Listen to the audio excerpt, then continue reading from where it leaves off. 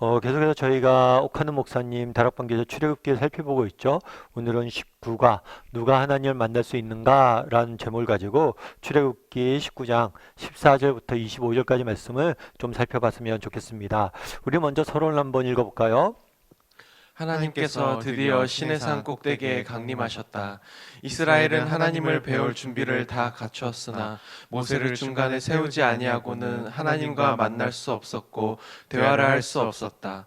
그리고 하나님 편에서 자신의 임재로 백성들이 상하지 않을까 염려하신 것을 볼 수 있다. 여기서 우리는 무엇을 배울 수 있는가? 하나님의 거룩이다. 예, 우리가 지난 시간에 시내 광야에 도착한 이스라엘 백성들에 대해서 배웠어요.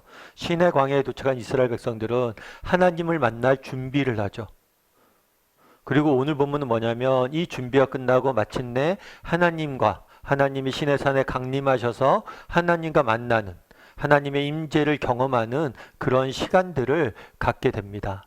그래서 하나님께서 어떻게 시내산에 강림하셨는지, 그리고 하나님과의 임재 경험이 이스라엘 백성에게 주는 교훈은 무엇이었는지 이 시간 함께 우리가 살펴보고, 또 우리도 이러한 하나님의 임재와 하나님의 능력을 맛볼 수 있는 시간이 되었으면 좋겠습니다. 지도상으로는 그렇죠. 고센 땅에 있던 이스라엘 백성들이 출애굽을 한 이후에 홍해를 건너서 밑으로 광야길로 내려오게 됩니다. 그래서 이 땅을 시내 반도라고 이야기하는데, 요즘 표현으로 하면 아라비아 반도겠죠. 이 반도 남부지방에 시내산이 있어요. 이 시내산은 과거에 모세가 하나님을 만났던 호렙산이라고 하는 같은 지명이에요. 이 앞에 시내산 앞에 있는 광야에 모여서 하나님을 만날 준비를 한 다음에 이제 시내산에서 하나님의 강림과 인재를 경험하게 됩니다. 우리 토의 내용을 같이 한번 읽어볼까요? 1번 문제 먼저 읽어보죠. 하나님을 기다리는 이스라엘이 가장 먼저 갖춰야 할 조건이 무엇이었는가? 14절 15절은 이렇게 되어 있어요. 모세가 산에서 내려와 백성에게 이르되 백성을 성결하게 하니 그들이 자기 옷을 빨더라. 모세가 백성에게 이르되 준비하여 셋째 날 기다리고 여인을 가까이 하지 말라 하니라. 모세가 산에 올라가요. 그래서 하나님에게 말씀을 듣죠. 어떤 말씀을 들어요? 너희 백성들을 성결케 하라는 말씀을 들어요. 그래서 내려와서 백성들에게 이루면서 뭐라고 했냐면, 하나님을 만나기 전에 너희가 먼저 성결해져야 된다. 이 성결하다, 이것은 깨끗해지다는 거예요. 너희가 먼저 하나님을 만날 준비를 해야 된다는 거예요. 그거 너예요? 깨끗게 하는 거예요. 무엇을 깨끗게 합니까? 몸을 깨끗게 하고 의복을 깨끗게 하고, 오늘 본문에 등장하지 않았지만 그 장소를 깨끗게 하고, 그런 다음에 또 뭐 하라고 그랬어요? 셋째 날까지 3일 동안 온몸과 의복을 깨끗하게 해야 돼요. 그런데 또 뭘 하지 말라고요? 여인을 가까이 하지 말라. 육적인 즐거움을 추구하지 말고 경건하게 하나님의 임재를 기다리라고, 강림을 기다리라고 명령하신 거죠. 그렇다면 왜 이렇게 명령했을까요? 2번 문제 같이 한번 읽어볼까요? 그리고 그 이유를 말해보라. 레위기 11장 45절은 이렇게 되어 있죠. 나는 너희의 하나님이 되려고 너희를 애굽 땅에서 인도하여 낸 여호와라. 내가 거룩하니 너희도 거룩할지어다. 지금 이스라엘 백성들에게 깨끗게 하라고 그랬어요. 깨끗게 하다, 성결케 되다. 다르게 표현하면 거룩해지라고 이야기한 거예요. 왜 거룩해져야 돼요? 내가 거룩하니 너희도 뭐예요? 거룩해져라. 그날에 왜 이렇게 성결케 하라고 그랬느냐? 그것은 이제 하나님을 만나야 되잖아요. 하나님이 어떤 분이세요? 거룩한 분이에요. 그래서 너희가 정말 하나님을 만나려면 뭘 해야 된다는 거예요? 너희도 거룩해지라는 거죠. 히브리서 12장 14절에서 뭐라고 됐어요? 모든 사람과 더불어 화평함과 거룩함을 뭐예요? 따르라. 이것이 없으면 아무도 주를 뭐예요? 보지 못할 것이다. 하나님을 만나고 보기 위해서는 우리 가운데 뭘 이루어야 돼요? 화평함과 거룩함을 이루어야 돼요. 왜요? 하나님께서 거룩하신 분이시잖아요. 예를 들면 아이들이 밖에서 놉니다. 밖에서 놀다 보면 어떻게 돼요? 온몸이 지저분해지죠. 그럼 집안에 들어갑니다. 집안에 들어가기 전에 제일 먼저 해야 될 일이 있죠. 뭘 해야 돼요? 신발도 벗고 손도 씻고 몸을 깨끗게 해야죠. 몸을 깨끗게 하고 바깥에 있는 더러운 것들 다 덜어내고, 그래서 집안에 들어와야 되죠. 마찬가지예요. 하나님을 만나기 위해서 세상에 이러한 부정한 것들, 세상에 이렇게 거룩하지 못한 것들, 깨끗하지 못한 것들 다 털어내고 깨끗한 몸으로 만나야 된다는 거예요. 그리고 이것은 단순히 만남 자체의 문제가 아니에요. 이제 하나님과 만나서 뭘 세웁니까? 언약을 세우죠. 어떤 언약을 세워요? 하나님과 정말 하나님이 우리의 하나님이 되고 우리가 하나님의 자녀가 되는 언약을 세우잖아요. 여러분 입양이 됐다고 가정을 해봅시오. 여러분 입양이 됐는데 입양이 되고 나면 어떻게 돼요? 내가 들어갈 집에 가훈을 따라야죠. 정말 내 이름 성도 바꾸고 또 입양되었으면 그 집에서 요구하는 그 집에서 추구하는 그런 것들 쫓으며 살아야죠. 입양되기 전과 동일하게 살 수 없잖아요. 여러분 결혼을 생각해 보세요. 결혼을 하면 어떻게 살아야 돼요? 이제 남편으로서 아버지로서 살아야죠. 결혼했음에도 불구하고 총각대와 똑같이 살 수 있어요? 없어요? 없어요. 우리가 이제 하나님과 만나는 걸 떠나서 이 만남은 언약을 세우기 위한 만남이거든요. 하나님과 이제 언약을 세워야 돼요. 어떤 언약을? 하나님의 자녀로서 자녀가 되겠다는 언약을 세워야 돼요.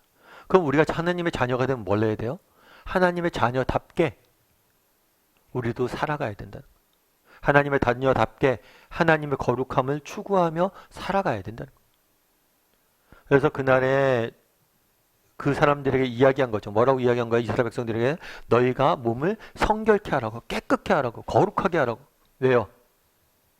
하나님이 거룩한 분이시기 때문에 너희가 그분의 백성을 되기 위해서는 뭘 해야 된다는 거예요? 너희 역시 거룩해져야 된다는 거예요. 그래서 너희가 화평함과 거룩함을 따라야 된다는 거예요. 그런데 문제가 있죠. 어떤 문제가 있어요? 우리 그날에 뭘 하라고 했냐면 몸을 깨끗이 씻고 의복을 깨끗이 씻고 그 다음에 육적인 즐거움을 멀리하라고 그랬어요. 그런데 이거는 외적인 깨끗함이잖아요. 외적으로 그냥 우리의 몸이 의복이 깨끗해지는 거잖아요. 우리의 내면이 완전히 깨끗해지고 거룩해지는 건 아니잖아요.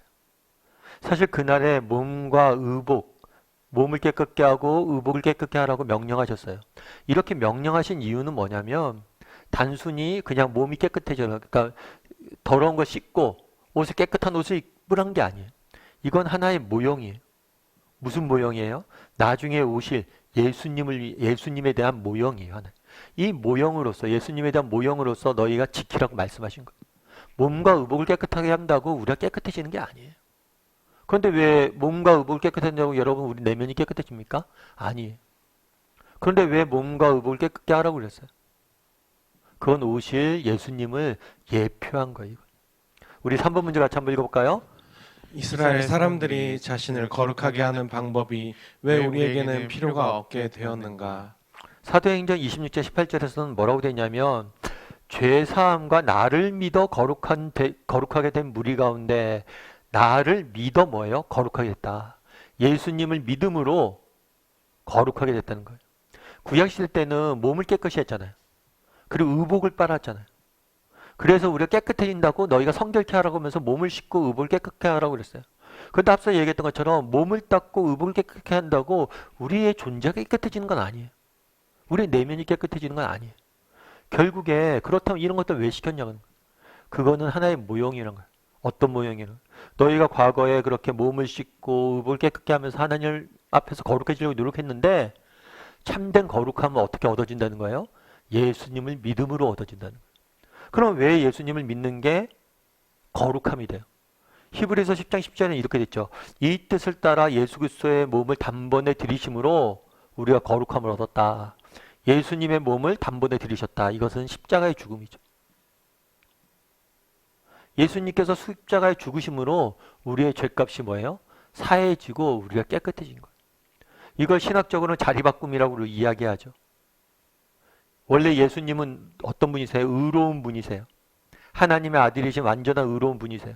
그런데 예수님께서 죄인인 우리를 대신해서 십자가에 죽으셨어요. 죄인의 자리에 서신 거죠. 예수님께서 죄인의 옷을 입으셨기 때문에 우리는 이제 뭘 할 수 있는 거예요? 예수님이 입으셨던 의인의 옷을 입은 거예요. 옷을 갈아입은 거예요. 그날의 옷을 깨끗하게 하라고 했잖아요. 이것은 하나의 예표예요. 어떤 예표예요? 우리가 예수 그리스도를 통해서 우리가 죄인의 옷을 벗고 의인의 옷을 입게 된다는 것. 십자가에 예수님께서 죽으시고 우리의 죄값을 다 지불하셨죠. 우리를 대신해 형벌을 받으셨죠. 그래서 그 결과 우리는 깨끗해지는 거예요. 그날의 이스라엘 백성들에게 몸과 의복을 깨끗하게 하라고 그랬습니다. 몸과 의복을 깨끗게 한다고 우리의 영혼이 깨끗해지는 게 아니에요. 이건 하나의 예표예요.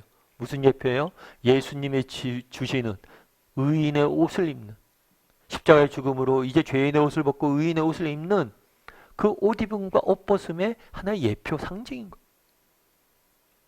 4번 문제 같이 한번 읽어볼까요? 같이 읽도록 하겠습니다. 하나님이 강림하실 때 나타난 특별한 현상을 말하라. 예, 우리가 앞서 얘기했던 것처럼 그래서 하나님 예수님의 십자가의 죽으심으로 해서 우리가 단번에 의인의 옷을 입을 수 있게 된 거예요. 이것이 얼마나 큰 은혜인지 우리가 고난주간을 통해서 계속해서 지금 묵상하고 있는 거겠죠. 16절 18절에 보면 셋째 날 아침에 우레와 번개와 구름과 이런 것들이 산 위에 있고 뭐가 있었다고 그랬어요? 나팔 소리가 매우 크게 들렸다는 거예요. 하늘을 보니까 산을 보니까 산에 뭐가 치는 거예요? 번개가 치고 구름이 있고 우레가 치는 거예요. 뿐만 아니라 나팔 소리처럼 천둥 번개가 소리가 울리는 거죠. 이런 우레와 번개와 구름과 나팔 소리는 전부 다 하나님의 임재의 상징이에요. 하나님이 임재하실 때 이런 현상이 주로 나타나는 거예요. 하나님이 눈에 보이지 않잖아요. 영이시니까. 그래서 보이지 않는 하나님이 임재했음을 이러한 간접적인 자연현상을 통해서 뭐라는 거예요? 우리가 누리고 맛보는 거예요. 그러자 어떻다고 그랬어요? 진죽에 있는 모든 백성들이 떨었다고 그랬어요. 그런 다음에 모세가 하나님을 맞이하려고 백성을 거느리고 진에서 나오매 그들이 산기슭에 서 있는데 시내산의 연기가 자욱하니 여호와께서 불 가운데서 강림하셨다.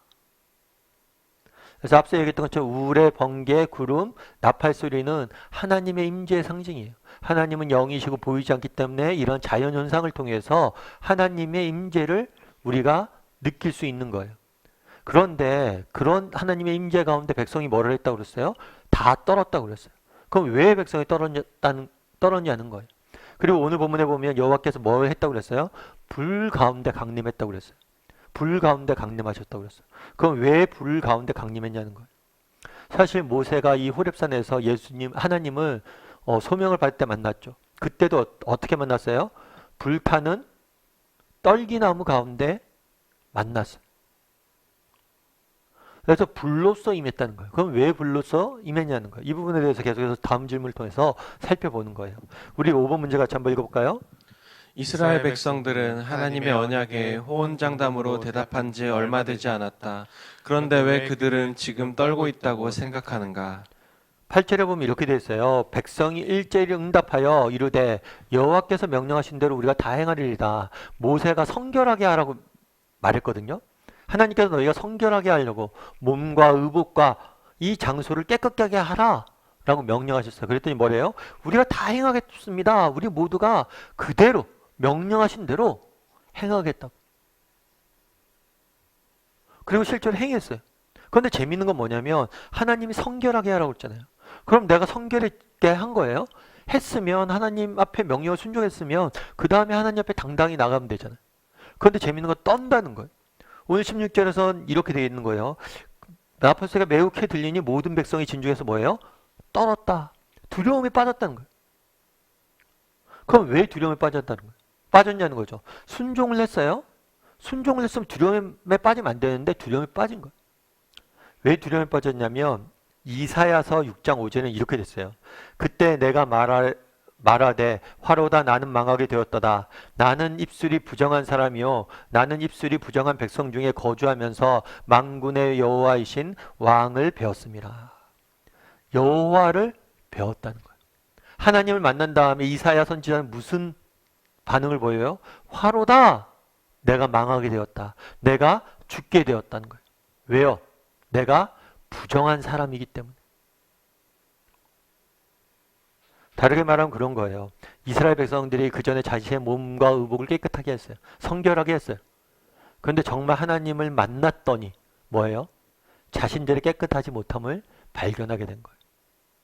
예를 들면 그런 거겠죠. 우리가 진짜 하얀색, 완전히 하얀색, 백색을 보기 전에는 하얀색이 깨끗한 것이 뭔지 모르는 거예요.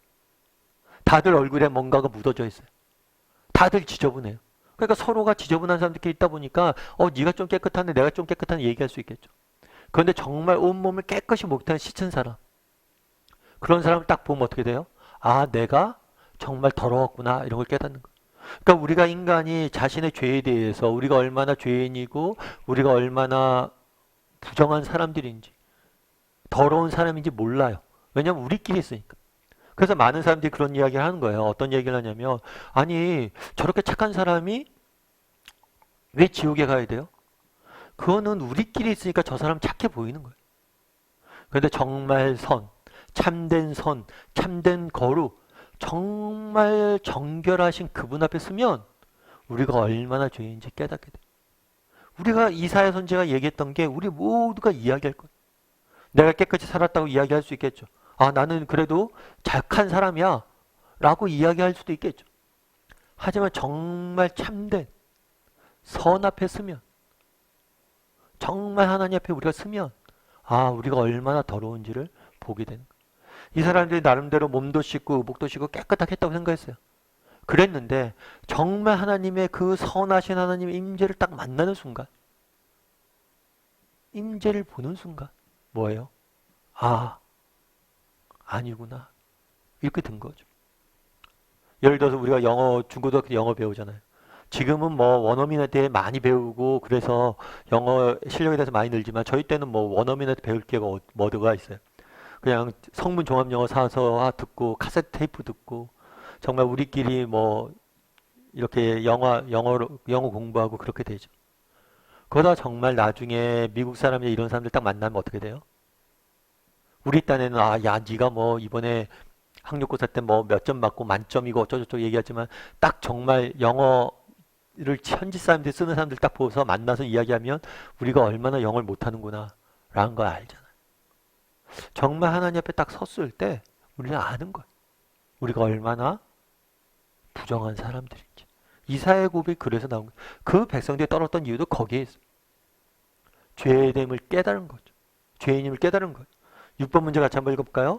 같이 읽도록 하겠습니다. 불은 하나님의 질투를 상징하며 거룩하지 못한 것을 무엇이나 태워 없애는 하나님의 진노를 의미한다.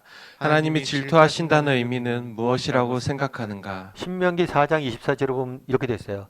내 하나님은 여호와는 소멸하는 불이시오 질투하시는 하나님이시다 라고 되어 있잖아요. 그날의 불로 임했어요. 불로. 불의 특징은 뭐냐면 태운다는 거예요. 태운다. 태운다는 것은 소멸하고 없앤다는 거예요. 그날의 오늘을 이 불에 대해서 여러 가지 의미로 살펴볼 수 있는데 오늘은 거룩에 대한 이미지로 우리가 살펴볼 수 있겠죠. 거룩하다는 건 깨끗하다는 거예요. 다르게 말하면 더러운 것을 다 없앤다는 거예요. 하나님 불 가운데 임하셨어요. 이 불 가운데 임하신 이유는 뭐예요? 우리 안에 있는 이 더러움, 우리 안에 있는 죄, 그리고 이 죄가 낳은 고통과 이 죄가 낳은 사망, 이 모든 것을 없애기 위해서 하나님이 이 땅에 오시고 예수 그리스도가 이 땅에 오시고 우리 가운데 임재하신다는 거예요. 그날에 왜 임재했느냐? 이스라엘 백성들 안에 있는 더러운 것들, 죄와 또 이 죄가 낳은 고통과 사망을 다 소멸하게 없애기 위해서 하나님께서 불로 임하신 거예요. 그런데 이 소멸한 불이요 또 뭐라고 그랬어요? 질투하는 하나님이라고 얘기했어요. 소멸하는 불을 뭐에 비유했어요? 질투에 비유했어요. 질투에. 그럼 왜 질투에 비유했냐는 거죠. 출애굽기 20장 5절 6절은 이렇게 돼 있어요. 그것들에게 절하지 말며 그것들을 섬기지 말라. 나 여호와는 내 하나님 여호와는 질투하는 하나님이시니. 뭐라고 하냐면 그것들에 절하지 말라. 이건 우상이에요. 하나님 외에 다른 것들을 섬기지 말라는 거예요. 이 섬기지 말라라고 이야기하고 질투라고 이야기해요. 질투. 그럼 이 질투가 뭐냐는 거예요. 사실 우리가 세상 사람들의 질투는 어디서부터 비롯된 게 많냐면 소유욕에서 비롯된 게 많아요. 소유욕. 이 사람을 내가 완전히 소유하고 싶은 거죠. 그런 욕심 때문에 우리가 질투하는 경우들이 많습니다. 그런데 하나님의 질투는 사랑 때문에 비롯된 거예요. 사랑 때문에. 그날에 우상을 숭배하지 말라고 그랬잖아요. 왜 우상을 숭배하지 말라고 그래요? 하나님 외에 다른 것들 사랑하지 말라는 거예요. 다른 것들 사랑하고 섬기지 말라는 거예요. 이것은 우리가 생각하기엔 소유욕에 가깝게 하나님께서 우리의 사랑을 독차지하고 싶어서 그랬던 것일까요? 아니에요. 하나님은 물론 우리가 하나님을 사랑하길 원합니다. 하지만 하나님께서는 다른 사람도 사랑하라고 이야기하잖아요. 나만 바라보고 나만 보라고 그러지 않아요. 하나님은 적극적으로 너희가 나를 사랑하고 다른 사람들을, 내가 사랑하는 사람들을 사랑하고 너희가 다른 사람들의 사랑을 베풀라라고 이야기를 해요. 그런데 다만 그날에 그러면 왜 질투하신 하나님을 표현했냐? 너희가 하나님 외에 다른 것들, 우상을 숭배하지 말라는 거예요. 그건 왜냐하면 이 우상이 정말 얼마나 허무한 것이고 우리 인생을 망치는 것임을 알았기 때문이에요. 예를 들면 그런 거죠. 여러분들이 자녀가 있습니다. 자녀가 나쁜 길로 가요. 잘못된 길로 가요. 그럼 여러분들 가만히 두겠어요?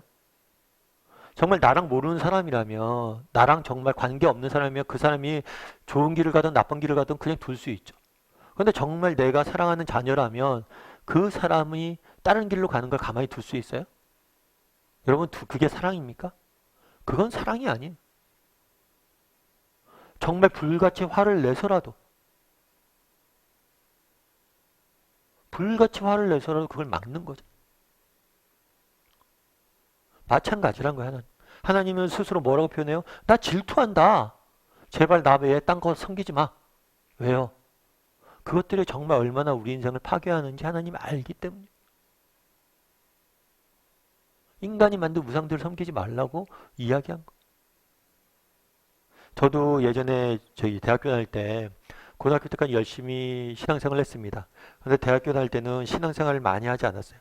그러다 보니까 저희 어머니 걱정이 많으셨죠.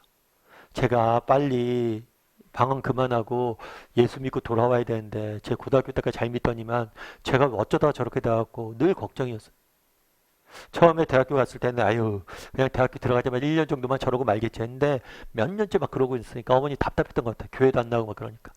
그래서 나중에 뭐라고 기도하셨냐면 그렇게 기도하셨다고 그러더라고요. 우리 승원이 위장에 빵꾸라도 내서 돌아오게 해달라고.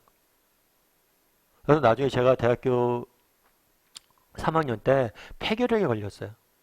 그랬더니 엄마가 저희 어머니 저한테 그러더라고요. 미안하다고. 아니 제가 왜 병 걸린 엄마 미안해요 그랬더니 자기가 사실 이렇게 기도했다고. 너 몸이 아프게 해서라도 돌아왔으면 좋겠다. 어느 부모가 자녀가 몸 아픈 걸 바라는 부모가 있어요. 하지만 그만큼 뭐예요? 잘못된 길로 가는 것들을 원치 않았던 거. 그날에 하나님도 질투하는 하나님을 소개해요.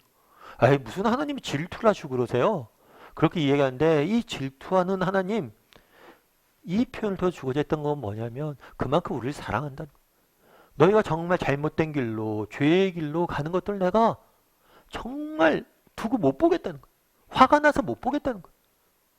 내가 불탄다는 거예요. 그거 너무 화가 나서. 그런 하나님의 마음을 이해할 수 있어야 되는 거예요. 우리 7번 문제 같이 한번 읽어볼까요? 같이 읽도록 하겠습니다. 나의 삶을 살펴보면서 어떠한 삶이 하나님의 질투를 유발시켰겠는가를 구체적으로 적어보라. 네, 한번 적어보세요. 무엇이 하나님을 질투를 유발했을지. 그러니까 하나님 외에 내 삶에 우상을 섬기고 있진 않은지.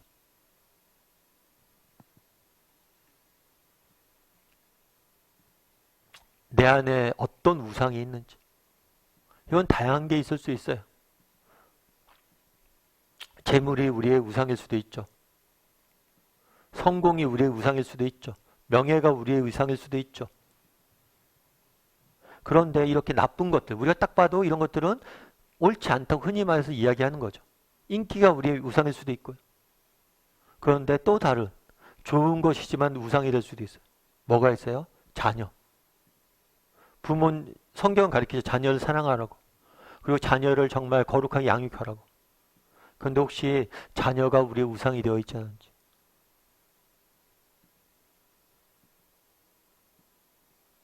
좋은 것들이 정말 그 관계가 우리의 우상이 되어 있지는 않은지. 좋은 것들이 우리에게 우상이 되어 있을 수도 있어요. 그리고 또 한 가지 기억할 게 있는데 뭐냐면 우리가 생각하기에 그런 거잖아요. 하나님이 있으면 하나님을 버리고 우상을 섬겼다. 이렇게 생각할 수 있는데 이스라엘 백성들은 이렇게 했던 적이 없어요. 이스라엘 백성들은 하나님을 버리고 우상을 섬겼다라고 표현되어 있지만 실제로 이 사람들은 뭘 했어요? 하나님도 섬기고 우상도 섬긴 거예요. 물론 결과론적으로는 이건 하나님도 섬기고 우상을 섬기면 결국에 하나님을 버린 거예요. 그래서 예루살렘 성전이 있으면 그 성전 옆에 우상을 섬기는 산당을 만들었어요. 성전 옆에. 동시에 두 가지가 존재했던 거예요. 그럼 우리도 마찬가지란 거예요. 우리도 하나님을 섬기잖아요. 하나님을 믿는 백성이라고 이야기하잖아요. 그런데 이것을 그렇다고 우리가 교회 안 나오는 건 아니에요. 교회에 나와요. 열심히 신앙생활도 해요. 그럼에도 불구하고 우리 안에 또 뭐가 있을 수 있어요? 우상이 있을 수 있다는 거. 그래서 우리가 한번 점검해 봐야 돼요. 내 안에 어떤 우상이 있는지. 내가 진짜 뭘 사랑하고 있는지. 내가 무엇을 지금 사랑하고 있는지. 내가 무엇을 사랑하고 있는지 한번 점검해 보시고요. 이것이 정말 하나님이 기뻐하시는 사랑인가?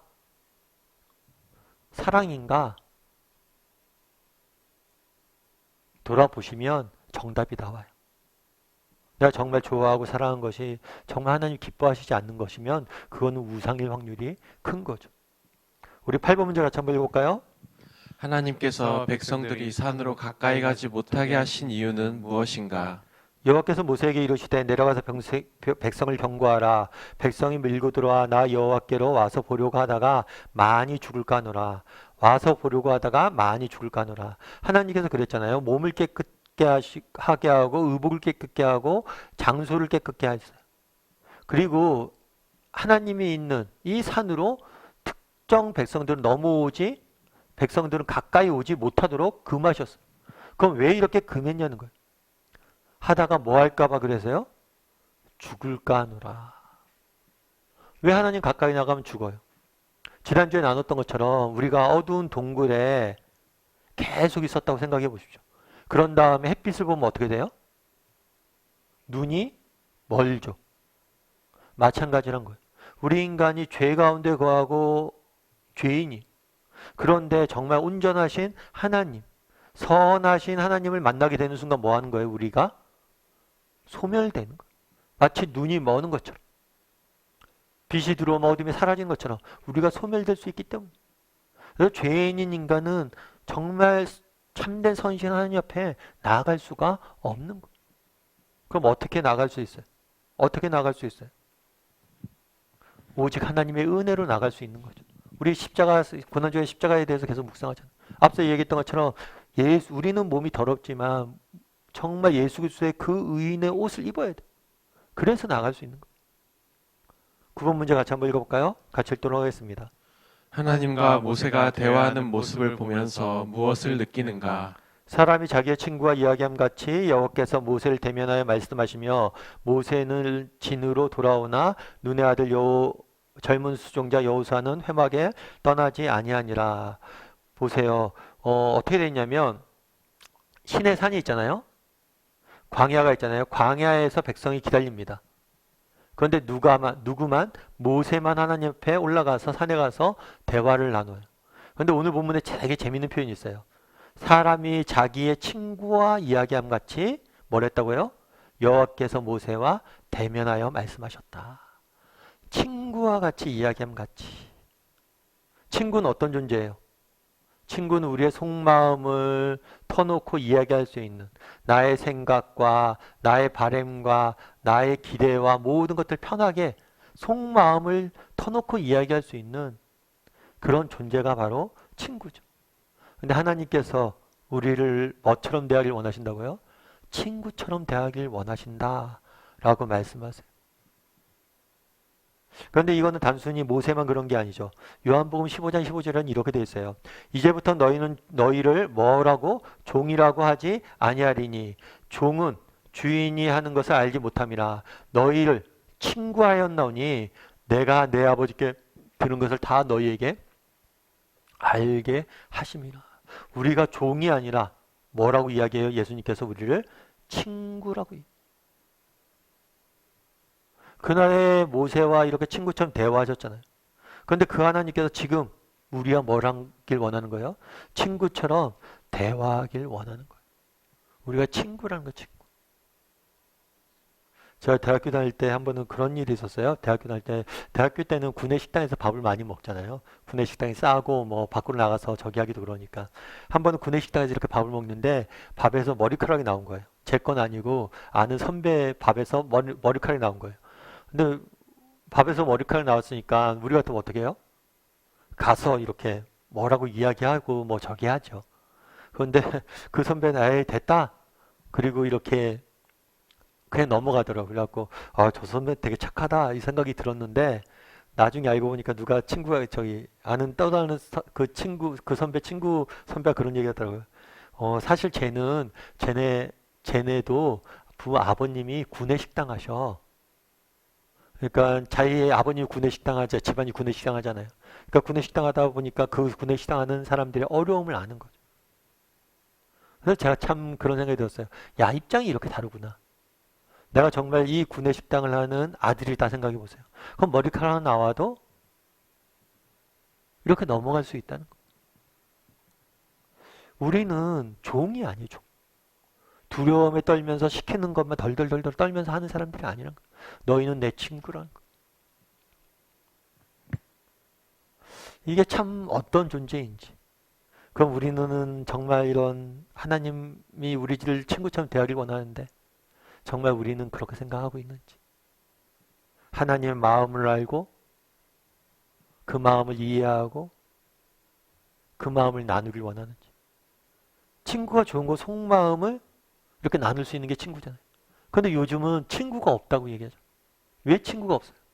내 마음을 이해하고 내 마음을 받아주고 내 마음을 나눌 수 있는 사람이 없다는 거예요. 하나님은 우리를 친구처럼 대하길 원하는데 우린 진짜 하나님의 친구인가? 하나님의 마음을 우리는 얼마나 알고 싶어하고 관심이 있는가? 하나님의 마음에 대해서 여러분 관심이 있으세요? 하나님의 마음이 어떤지 생각해 보세요. 우리가 한번 점검해 봐야겠죠. 우리 10번 문제 같이 한번 읽어볼까요? 우리는 모세를 중보자로 세운 이스라엘 백성과는 달리 예수 그리스도로 말미암아 중보자 없이 하나님과 대화할 수 있게 되었다. 그렇다면 우리는 하나님과 구체적으로 어떻게 대화할 수 있는가? 여러 방법들을 적어보라. 앞서 얘기했던 처럼 한번 나눠보세요. 각자가 하나님과 대화하는 방법.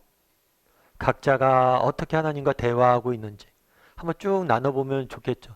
어떤 사람은 뭐 여러 가지 방법이 있을 거예요. 말씀으로 대화를 하나님의 음성을 듣고 하나님의 음성을 나누는 사람도 있겠죠.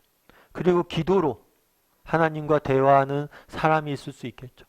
다양한 방법을 여러분 생각해 보세요. 그런데 제일 먼저 앞서 얘기했던 중요한 건 뭐예요? 하나님과 대화할 때 제일 중요한 건 마음이에요. 정말 우리가 친구처럼 여기길 원한다 그러는데 정말 얼마나 우리가 하나님의 마음을 알려고 노력하는지 그런 사람들인지 한번 여러분 점검해 볼 필요가 있어요. 그리고 구체적인 방법도 한번 이야기를 나눠볼 필요가 있는 거죠. 말씀을 듣습니다. 여러분 하나님과 대화 나눈다는 게 뭐예요? 말씀을 듣죠. 말씀을 듣고 가만히 있는 게 아니라 이 말씀을 묵상하는 거예요. 계속해서 생각해 보는 거예요. 그래서 말씀에 대해 생각해 보다 보면 이 말씀을 통해서 하나님께 주시고자 하는 그런 음성을 우리가 듣게 되는 거예요. 그리고 말씀을 대할 때 그냥 말씀 내용 오늘 쭉 출애굽기 배웠잖아요. 출애굽기 배우고 넘어가는 게 아니라 이 말씀이 나에게 주는 의미는 뭘까? 하나님이 이 말씀을 통해서 나에게 하고자 하는 말씀은 무엇일까? 이렇게 하다 보면 뭐예요? 우리가 하나님을 내 음성을 들을 수 있는 거예요. 그리고 또 기도하면 되는 거죠. 기도할 때 우리가 우리의 간구, 우리가 구할 것을 하나님께 알아야죠. 뿐만 아니라 뭐가 필요하냐면 기도할 때 듣는 것도 필요해요. 그래서 마더 테레사 같은 경우에는 기도의 가장 중요한 요소는 듣습니다. 마더 테레사가 물은 거예요. 기도란 무엇입니까? 기도란 듣는 겁니다. 저는 듣습니다. 그러니까 여러분들 가끔 그런 경우들 있어요. 막 기도실 가면 기도하다 하나님 쫙 절절절절 하고 예수님 이름으로 기도했습니다 하고 딱 마치고 일어나는 사람이 있어요. 그러면 그럴 거 아니야. 하나님께서 야야 어디 가냐 내 얘기 좀 들어. 네 얘기만 그만하고. 그래서 조금 들을 수도 있어요. 기도하다가 기도를 마친 다음에 잠잠히 하나님 내게 말씀해 주십시오. 기도하기 전에 잠잠히 하나님 오늘 내가 무엇을 구하면 좋을지 말씀해 주십시오. 해서 정말 기도할 때 침묵하는 것도 기도해. 좀 듣는 훈련도 할 필요가 있는 거예요. 그 다음에 어떤 사람들은 대화하다가 일상 중에서도 대화할 수 있겠죠. 산책을 하다가도 하나님 어떻게 하면 좋을까요? 이렇게 마음속을 묻고 그러면서 묵상하고 생각하고 갈 수가 있겠죠. 일상 중에서도 우리가 하나님과 짧게 뭐 할 수 있어요? 대화할 수 있어요. 그래서 여러분 한번 점검해 보세요. 여러분은 여러분 나만의 대화법에 대해서 어떻게 서로 대화하고 있는지. 그래서 한번 쭉 나눠보면 좋을 것 같습니다. 그리고 우리 11번 문제 같이 한번 읽을까요? 나는 하나님과 대화하는 생활을 잘 하고 있는가? 그렇지 못하다면 그 이유는 무엇인가? 한번 이것도 나눠보세요. 자기만의 대화법을 한번 이야기도 해보고 그 다음에 서로 이야기하면 서로에 대해서 아 저런 거는 참 좋네 하고 서로 배우기도 하고 그래서 서로 한번 격려도 하고 다락방이라는 게 좋은 게 그런 거잖아요. 나 혼자 하면 좀 힘들잖아요. 근데 오늘 같이 이야기를 나누면서 아 저 사람이 저렇게 대화한다는데 나도 한번 해볼까? 혹은 여러분 우리 이번 한 주간 같이 기도로 대화합시다. 그래서 다락방에서 결단해서 정말 뭐 하루에 몇 분이라도 우리 매일 기도하자. 특별히 이번 주에는 고난주간이잖아요. 그래서 아침 묵상 매일 우리가 할 수 있게. 그리고 또 교회에서 고난주간 챌린지도 나갔잖아요. 그런 것들 쭉 하면서 우리가 하나님과 대화하고 할 수도 있겠죠. 그래서 우리가 이렇게 잘하기 위해서 우리에게 필요한 게 뭐예요? 공동체도 필요해요. 그래서 서로 배우면서 이런 것들을 조금 할 필요가 있습니다. 무엇보다도 공동체도 필요하고 또 한 가지 필요한 건 시도해 보는 거예요. 여러분 정말 하나님과 대화를 이때까지 게을리 했다면 이제부터 시도해 보세요. 그래서 이번 한 주간 정말 하나님과 정말 깊이 대화하고 교제할 수 있는 시간 되었으면 좋겠습니다.